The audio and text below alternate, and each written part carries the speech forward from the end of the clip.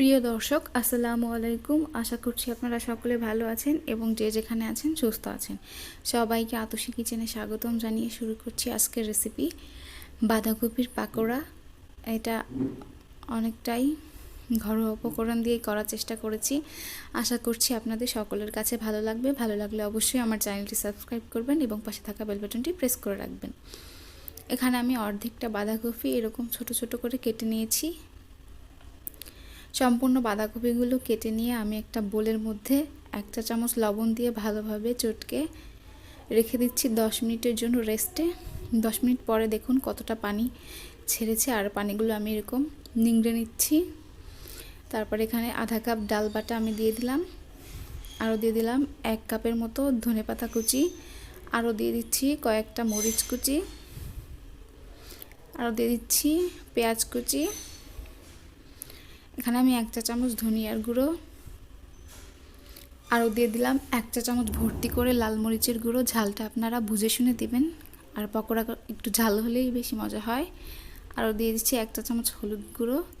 এখানে আমি পেঁয়াজ আর রসুন বাটা দিয়ে দিচ্ছি 1 চামচের মতো, আরও দিয়েছি হাফ চা চামচ আদা বাটা এবং একটা ডিম দিয়ে দিচ্ছি। আবার এখানে আমি দিয়ে দিয়েছি চালের গুঁড়া, হাফ কাপ পরিমাণ চালের গুঁড়ো আমি এখানে নিয়েছি। নিয়ে ভালোভাবে মিশ্রণটি মাখিয়ে নিচ্ছি হাতের সাহায্যে। আমার মনে হয়েছে লবণটা একটু প্রয়োজন, আমি এখানে 1 চা চামচ লবণ দিয়ে দিয়েছি। এবার আমি অল্প অল্প করে হাফ কাপ ময়দা এখানে দিয়ে দিচ্ছি। একেবারে দিতে যাবেন না, তাহলে দেখা যাবে যে বেশি হয়ে যাবে। অল্প অল্প করে দিয়ে মাখিয়ে নিচ্ছি। যখন আমি বুঝতে পারবো যে আমার পেঁয়াজগুলো শেপ ঠিকমতো হবে, তখন আর আমি ময়দা অ্যাড করব না। এবার আমি আবারও একটু ময়দা দিয়ে দিলাম।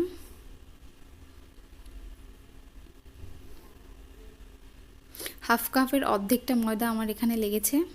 আর আমি একবার দেখিয়ে দিচ্ছি পেঁয়াজু শেপটা, দেখুন এবার একদম পারফেক্ট আছে।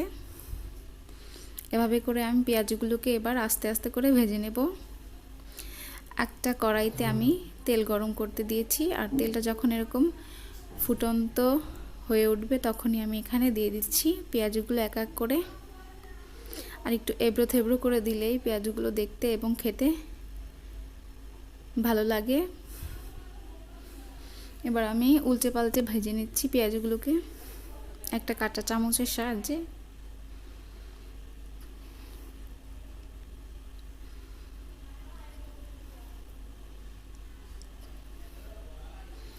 যখন এরকম ব্রাউন কালার হয়ে আসবে তখন আমি পেঁয়াজগুলোকে তুলে নেব একটা ছাঁকনির সাহায্যে, যাতে অবশিষ্ট তেল পেঁয়াজুর গায়ে না থাকে।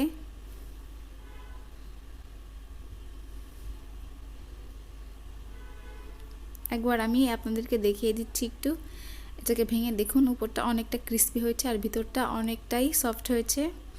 এখানে আমি চিলি সসের সাথে আজকে পেঁয়াজগুলো সার্ভ করছি। আপনারা চাইলে আপনাদের পছন্দের যে কোনো সসের সাথে এটা সার্ভ করতে পারেন। সবাই ভালো থাকবেন।